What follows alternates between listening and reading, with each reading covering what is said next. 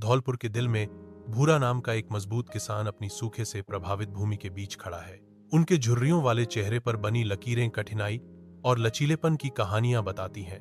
एक सफेद पगड़ी उसके सिर पर है, जो उजाड़पन के बीच गर्व और परंपरा का प्रतीक है। बंजर खेत उसके चारों ओर फैले हुए हैं, जो धौलपुर पर सूखे की निरंतर पकड़ का एक स्पष्ट प्रमाण है। अपने घर की शांति में भूरा अपनी गाय लाली के साथ एक कोमल क्षण साझा करता है। भूरा का कोमल हाथ लाली को एक आरामदायक भोजन प्रदान करता है। लाली संतुष्ट होकर खाती है। भूरा के विनम्र निवास में शांति का चित्र, मनुष्य और जानवर के बीच का बंधन मंद प्रकाश में चमकता है। दया का एक साधारण कार्य कमरे को गर्मी और शांति से भर देता है। शांति में उनका संबंध बहुत कुछ कहता है। सुबह की धूप में भूरा लगातार कुएं से पानी खींचता है। बाल्टी के बाद बाल्टी वह कीमती पानी को सूखे खेत में ले जाता है। लली कांपते पैरों के साथ संघर्ष करते हुए बहादुरी से भूरा का नेतृत्व करती है। अपनी संघर्ष के बावजूद लाली आगे बढ़ती रहती है। उसकी लचीलापन चमकता है। असीम आकाश के नीचे एक बंजर खेत खुलता है, जहां जमींदार रतन सिंह का सामना करता है। जमींदार का प्रस्ताव हवा में लटका हुआ है, ठंडा और गणनात्मक। मुझे यह खेत बेच दो, मैं तुम्हें 2 लाख दूंगा। उसके शब्द और भी गहरे थे, एक क्रूर भाग्य का सुझाव देते हुए। गाय को भी अपने साथ ले जाओ, यह बूचड़खाने में अच्छी कीमत पर बिकेगी। जमींदार के प्रस्ताव का भार नीचे की ओर दबाता है, जो उजाड़ परिदृश्य पर छाया डालता है। रात के आवरण में भूरा और लल्ली खुद को एक उजाड़ बंजर खेत के बगल में पाते हैं। पृथ्वी एक दमनकारी गर्मी विकीर्ण करती है, जो निर्दयी आकाश के नीचे तवे की तरह बेक हो रही है। वीरानी के बीच भूरा की आंखों में उम्मीद की एक किरण टिमटिमाती है, जो कठोर वास्तविकता को चुनौती देती है। लल्ली चुपचाप बैठती है। बंजर खेत उसके दिल की अनिश्चितता को दर्शाता है। रात की तेज गर्मी उनकी अकेलेपन को बढ़ाती हुई प्रतीत होती है, क्योंकि वे विशाल शून्यता में एक साथ बैठे हैं। भूरा के खेत के ऊपर सुबह का आकाश अशुभ रूप से गहरा हो जाता है, जो एक आसन्न तूफान का संकेत देता है। अचानक बहरे करने वाली गरज की गड़गड़ाहट शांति को भंग कर देती है, तूफान के आगमन की घोषणा करती है। मानो संकेत पर बारिश शुरू हो जाती है, लेकिन केवल भूरा के खेत पर शांत सुबह में एक अलग मूसलाधार बारिश। गांव वालों में दहशत फैल जाती है, क्योंकि वे अजीब चुनिंदा बारिश को देखते हैं। बारिश तेज हो जाती है, जिससे भूरा के भीगे हुए खेत और परे के अछूते गांव के बीच एक तीखा अवास्तविक विभाजन पैदा होता है। विशाल भूरे खेत में ग्रामीणों का एक झुंड इकट्ठा होता है। उनकी निगाहें उनके सामने हो रहे तमाशे पर टिकी हैं। भूरा और लाली हिलते हैं, उनके शरीर मुक्ति और आनंद के नृत्य में झूमते और घूमते हैं। लाली के पैर ठोस जमीन पाते हैं। उसका रुख नए जोश और दृढ़ संकल्प से चमक रहा है। उनके नीचे की धरती उनके नृत्य की लय के साथ स्पंदित होती प्रतीत होती है, क्योंकि ग्रामीण इस परिवर्तन के क्षण के साक्षी बनते हैं। मैदान के हृदय में लाली दृढ़ता और आशा का प्रतीक ऊंचा खड़ा है। अपने घर के आरामदायक दायरे में ब्राउन लाली के साथ एक शांत क्षण साझा करता है। ब्राउन धीरे से लाली को खिलाता है, देखभाल और संबंध का एक कोमल कार्य। कोमल स्पर्शों से ब्राउन लाली को शांत करता है, जिससे उनका बंधन गहरा होता है।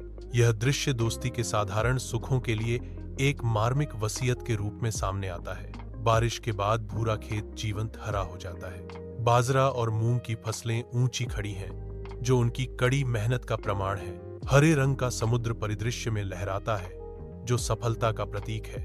प्रत्येक अंकुर एक जीत है, अथक प्रयास का इनाम। फसलें हवा में धीरे धीरे झूमती हैं, जीत की कहानियां फुसफुसाती हैं। एक समय बंजर भूमि अब फलती फूलती है, जीवन का एक जीवंत टेपेस्ट्री।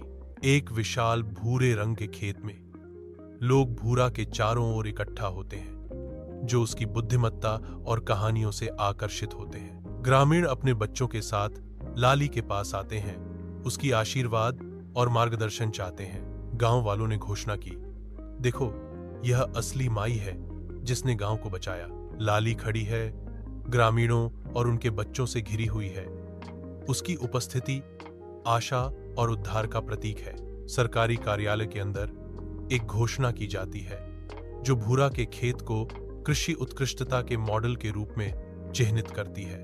यह घोषणा हॉल में गूंजती है, जो खेती में प्रगति और नवाचार का प्रतीक है। कागजात पर हस्ताक्षर किए जाते हैं, सौदे किए जाते हैं। यह घोषणा एक नया मानक स्थापित करती है जो कृषि नवाचार में भूरा की उपलब्धि को उजागर करती है। यह फार्म सफलता का प्रतीक बन जाता है और दूसरों के लिए अनुसरण करने का एक प्रकाश स्तंभ है। अपने घर की धुंधली रोशनी में ब्राउन अपने खाट पर भारी होकर बैठता है। उसके कंधे पछतावे से झुके हुए हैं। लाली उसके बगल में खड़ी है, बढ़ती हुई अंधेरे में समर्थन की एक मूक आकृति। ब्राउन की आवाज दुख से भर जाती है क्योंकि वह फुसफुसाते हैं, अगर मेरे पास मेरी लाली होती तो ऐसा कुछ भी नहीं होता। उसके शब्द हवा में लटके हुए हैं, खोए हुए प्यार और अपरिवर्तनीय रूप से बदल गए जीवन के लिए एक विलाप। लाली का भाव नरम पड़ जाता है। उसकी आंखों में ब्राउन के दर्द के प्रति गहरी सहानुभूति झलकती है। अनकहे दुहक का भार छोटे से कमरे को भर देता है जो उन्हें साझा दुहक में एक साथ बांधता है। भूरा के घर के चारों ओर ठंडी हवा चलती है। भूरा समय से तबाह लाली को खिलाता है। उसका स्पर्श कोमल और देखभाल करने वाला है। एक कोमल स्पर्श के साथ भूरा लाली को सांत्वना देता है क्योंकि वह अपनी आंखें बंद कर लेती है। लाली धीरे से अपना सिर भूरा की गोद में टिकाती है, उसकी उपस्थिति में सांत्वना पाती है। रात की शांति में लाली सोती है, फिर कभी नहीं उठेगी। ठंडी हवा बहती रहती है। एक उजाड़ भूरा खेत फैला हुआ है। विशाल आकाश के नीचे शांत और स्थिर। आंसू नहीं गिरते, फिर भी एक गहरी समझ आती है। इस शांत रहस्योद्घाटन के क्षण में स्वीकृति उन पर हावी हो जाती है। एक हल्की हवा खेत से गुजरती है, परिवर्तन के रहस्य फुसफुसाती है। मेरी मां गई नहीं है, वह खेत बन गई है। एक विशाल भूरे खेत के हृदय में भूरा लाली को समर्पित एक छोटा मंदिर बनाता है। विनम्र मंदिर, विशाल आकाश के नीचे भक्ति का प्रमाण है। सूर्य की रोशनी साधारण संरचना को नहलाती है जो मैदान में लंबी छाया डालती है। भूरा पीछे हटता है, अपनी रचना को संतुष्टि की भावना से देखता है। मंदिर छोटा होने पर भी खुले परिदृश्य के बीच एक शांत शक्ति विकीर्ण करता है। तेज धूप में ग्रामीण ललिका मंदिर की ओर बढ़ते हैं। उनकी आकृतियां मंदिर के जीवंत लाल रंग के खिलाफ सिलहूट है। मंदिर का लाल रंग धूप में चमकता है जो परिदृश्य में आस्था का प्रतीक है। एक ग्रामीण श्रद्धा से कहता है, गाय कोई जानवर नहीं होती, वह धरती की सांस होती है। गांव वाला दिल से कहता है, और जब कोई किसान अपनी गाय को मां मानता है, गांव वाला घोषित करता है, आवाज विश्वास से भरी हुई, तो खुदा भी बारिश बनकर बरसता है। ग्रामीण मौन प्रार्थना में खड़े हैं, उनके चेहरे उज्जवल मंदिर की ओर मुड़े हुए हैं।